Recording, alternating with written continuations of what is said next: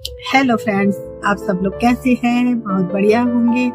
तो फ्रेंड्स, मैं आपके लिए एक ऐसी लड़की की कहानी लेके आई हूँ जो हमेशा हंसती रहती थी, लोगों को हंसाती रहती थी और हमेशा खुद भी खुश रहती थी, लोगों को भी खुश रखती थी। तो आप इस कहानी को जरूर पूरा देखिएगा। तो फ्रेंड्स, उसे सपनों में खोना, सपने देखना बहुत पसंद था।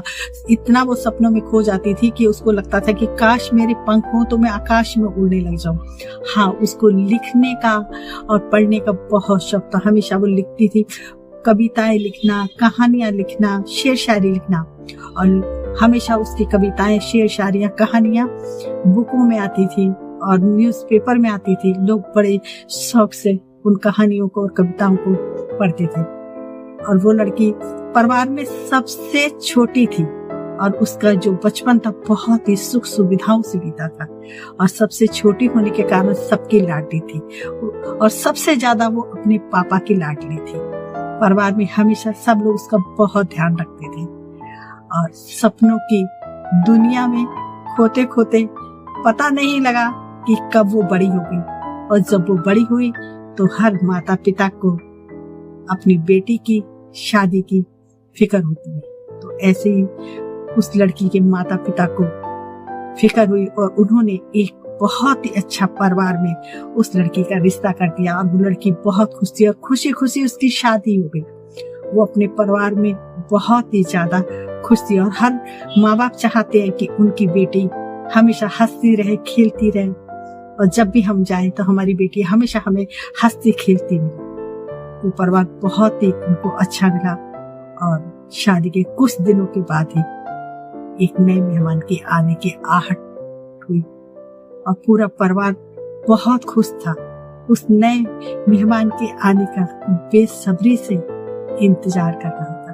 और सबसे ज्यादा वो लड़की अपने घर में उस नए मेहमान के आने का बहुत ही बेसब्री से इंतजार कर रही थी कि मुझे कोई माँ कहने वाला आ रहा है। बहुत ही प्यारी प्यारी वो सपने बुन रही थी कि मेरे बच्चे के आगे पीछे घूमूंगी और बच्चे को दौड़ को पकड़ूंगी और बच्चे के साथ ऐसे प्यार करूंगी। पर जिंदगी ने एकदम करवट बदली और उस लड़की ने जो बच्चा को जन्म दिया, वो बच्चा एकदम विकलांग था। लड़की सुनते ही एकदम चक्कर खाकर गिर गई। उसके पास बोलने के लिए कोई शब्द नहीं रहे। आंसुओं का सैलाब बहने लगा। ईश्वर की तरफ देखने लगी। परिवार ने बहुत समझाया और कहा कि अब तो बहुत बड़े बड़े डॉक्टर हैं और हर चीज का इलाज है और ये बच्चा भी ठीक हो जाएगा। वो लड़की बार बार ईश्वर को कोसती रही और कहती रही कि हे ईश्वर, हे मैंने ऐसा क्या किया कि जो तूने मेरे साथ ऐसा करा। बहुत इलाज कराया लेकिन कोई भी सुधार नहीं हुआ। हमेशा वो लड़की रोती रहती थी और ईश्वर के आगे अपनी ममता का आंचल फैलाकर भीख मांगती रहती थी। हे ईश्वर, मेरे बच्चे को तुम ठीक कर दो, मेरे बच्चे में कुछ तो सुधार कर दो। पर भगवान भी जैसे माँ की ममता और फर्ज की कठिन परीक्षा ले रहा था। फिर मन के किसी कोने में एक आवाज आई, अगर मेरा बेटा विकलांग है तो क्या है, उसके साथ जिंदगी जियो और उसे जिंदगी जीने का मकसद दो। फिर वो अपने सपने छोड़कर उस बच्चे की तरफ ध्यान देने लग गई। और वो बच्चा पढ़ने में बहुत ही ज्यादा होशियार था। उस बच्चे को जब देखती थी कि ये पढ़ने में होशियार है तो उसे लगता था कि चलो, मेरा बच्चा चल फिर नहीं सकता तो क्या हो गया, कम से कम पढ़ने में तो अच्छा है। उसकी जिंदगी को वो संवारने में लग गई। हमेशा क्लास में वो फर्स्ट आता था और जब उसके पिता उसे गोद में लेकर स्कूल जाते थे, तो स्कूल में उसके जो दोस्त थे वो दौड़ते हुए आते थे। कोई उससे बैग लेता था, कोई पानी की बोतल लेता था, और हमेशा उसके टीचर उसके साथ हमेशा खुश रहते थे।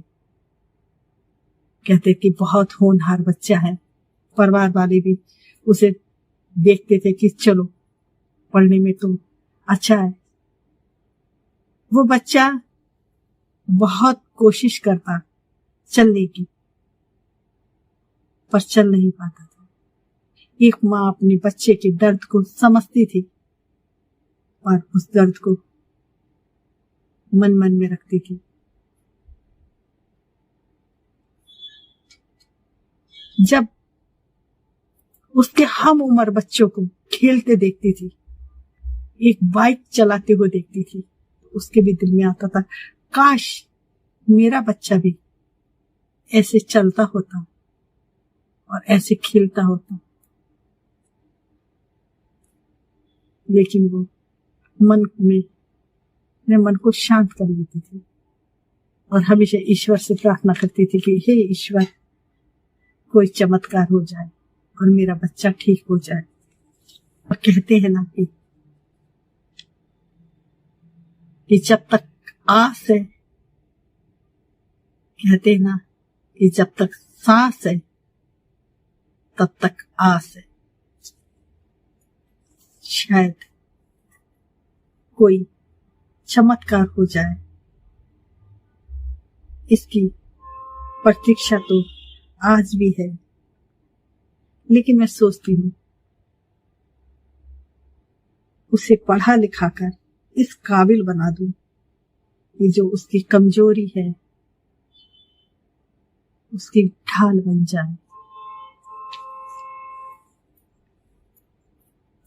और हमेशा वो अपनी माँ को खुश करने की कोशिश करता था। जब देखता है कि मेरी माँ उदास हो गई है तो वो हमेशा हंसाने की कोशिश करता है कि मेरी माँ हमेशा खुश रहे, हमेशा हंसती रहे।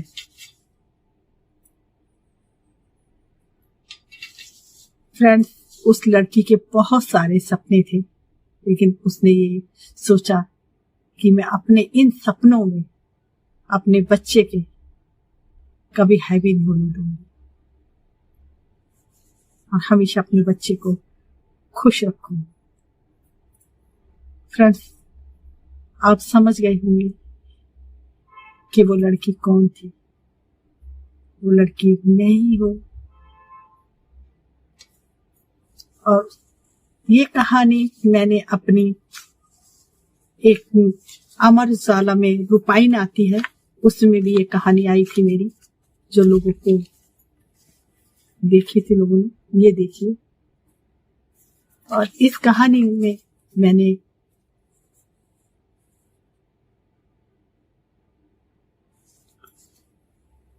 टाइटल दिया था, इसे मैं कभी बेवस नहीं होने दूंगी। तो फ्रेंड्स, मैंने सोचा कि अब इस बच्चे के हाथ भी मैं ही हूं और पैर भी मैं ही हूं, और हमेशा हंसते खेलने वाली लड़की अब आपके सामने है। फ्रेंड्स, अगर आपको मुझे इस कहानी के बारे में कुछ भी कहना है तो आप कमेंट करके मुझे जरूर बताइएगा। तो फ्रेंड्स, मैं आगे की कहानी अपनी दूसरी वीडियो में आपको सुनाऊंगी, तो आप मेरी दूसरी वीडियो का इंतजार करना, और उस बच्चे के बारे में और बहुत कुछ आपको बताऊंगी।